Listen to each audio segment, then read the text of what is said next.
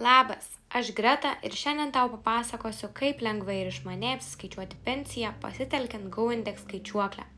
Pirmiausia, keliauju į GoIndex interneto puslapį, surandu skiltį skaičiuoklę, ją paspaudus suvedu savo gimimo metus, mėnesį bei gimtadienio dieną, nurodau lytį ir toliau keliauju prie atlyginimo bei patirties klausimų.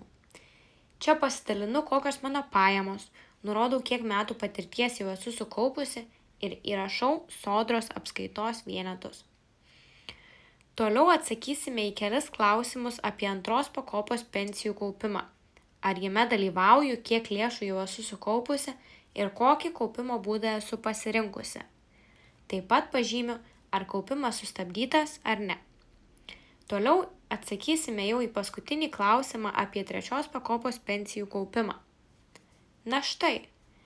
Iškart gaunu aiškią prognozę savo ateities pensijai, atsakymus, kur dar galėčiau pasitempti ir naudingus patarimus, kurie leis turėti aiškų planą orios senatvės link.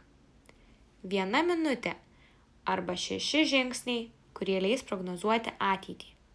Pasiskaičiuok ir tu.